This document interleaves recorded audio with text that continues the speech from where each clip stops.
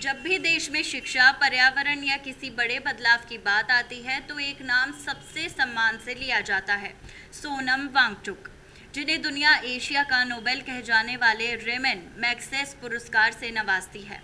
जिनके क्रांतिकारी विचारों पर बॉलीवुड 3 इडियट्स जैसे ब्लॉकबस्टर फिल्म बनाता है। आज हम उसी महान दूरदर्शी इंसान की बात कर रहे हैं जिसे आज हमारे ही सिस्टम और समाज ने घुट घुट कर मरने पर छोड़ दिया है। सोनम वांगचुक का जन्म 1 सितंबर 1966 को लद्दाख के ले जिले के उलेटकोप्पो नाम के एक छोटे से गांव में हुआ था। उनके गांव में कोई स्कूल नहीं था, इसलिए 9 साल की उम्र में उन्होंने अपनी मां से ही घर पर बुनियादी शिक्षा प्राप्त कर ली थी। बाद में वह श्रीनगर और दिल्ली से अपनी स्कूल शिक्षा पूरी कर चुके थे। उन्होंने एनआईटी श्रीनगर से मैकेनिकल इंजीनियरिंग की डिग्री पूरी की। इंजीनियरिंग की पढ़ाई के लिए उन्होंने अपने पिता की मर्जी के खिलाफ जाकर खुद बच्चों को ट्यूशन पढ़ाकर अपनी फीस का इंतजाम किया था।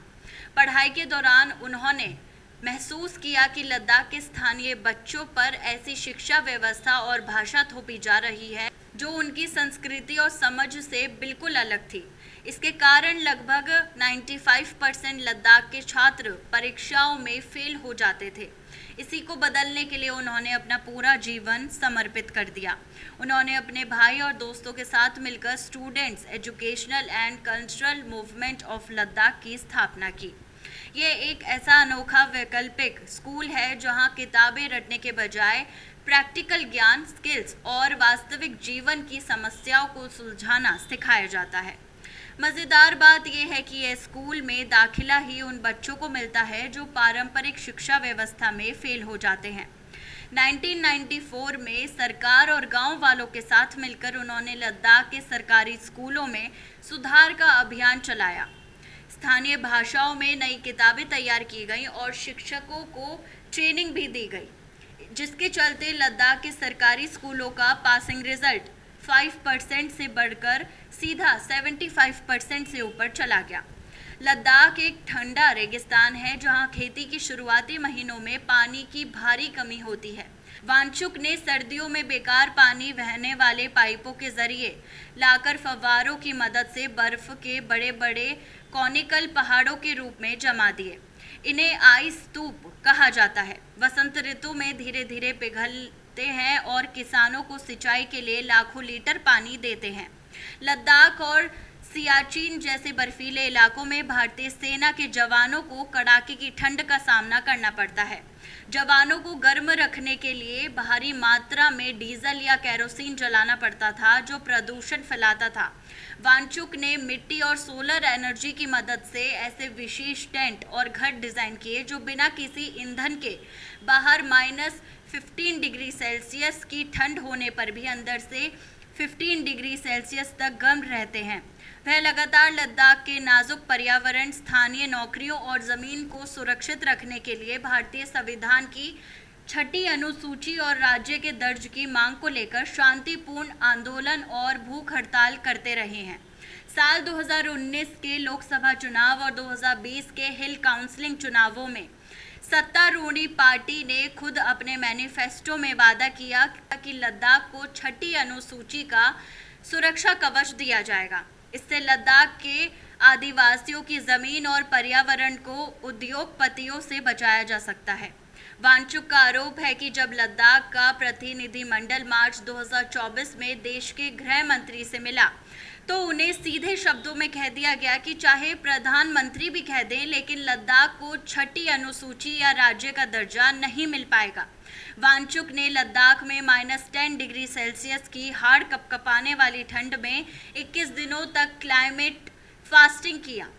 हजारों लोग उनके साथ बैठे रहे, लेकिन सरकार की तरफ से संवाद का एक रास्ता तक नहीं खोला गया। सितंबर 2025 में लद्दाख के अधिकारों के लिए शांतिपूर्ण मार्च और विरोध प्रदर्शन के दौरान माहौल तनावपूर्ण हो गया। वांगचुक ने एनएसए के तहत हिरासत में ले लिया गया और उन्हें जेल तक जाना पड़ा। अगस्त 2025 में प्रशासन ने वांगचुक के dream project Himalayan Institute of Alternatives Ladakh hill की 40 साल की जमीन की लीज को रद्द कर दिया।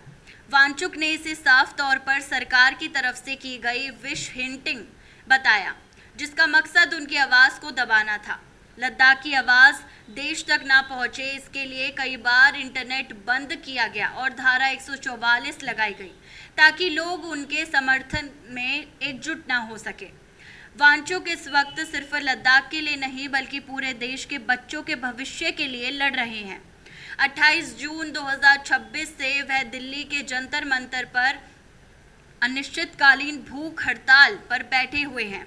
देश में हुए नीट यूजी मेडिकल प्रवेश परीक्षा के पेपर लीक और धांधली के खिलाफ युवाओं के आंदोलन को अपना समर्थन देने के लिए वह इस भीषण गर्मी में अन्न त्यागे हुए हैं।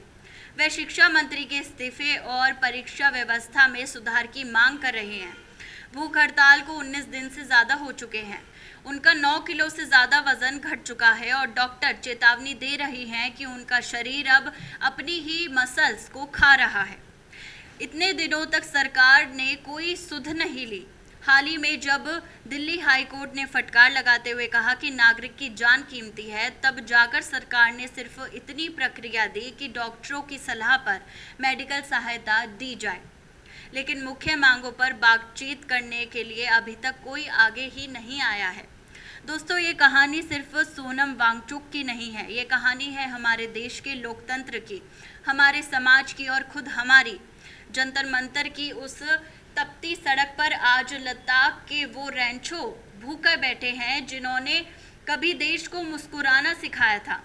आज उनके फेफड़े कमज़ोर हो रहे हैं, किडनी पर असर पड़ रहा है और डॉक्टरों के मुताबिक उनका शरीर खुद अपनी ही मांसपेशियों को खा रहा है। लेकिन इस कड़कड़ाती धूप से भी ज़्यादा ठंडी और पथरीली हमारी सरकार की चुप्पी है। वोट मांगने के लिए जो नेता लद्दाख की वादियों तक पहुंच जाते हैं, आज उन्हें दिल्ली के जंतर मंतर तक आने का रास्ता भी नहीं मिल रहा है।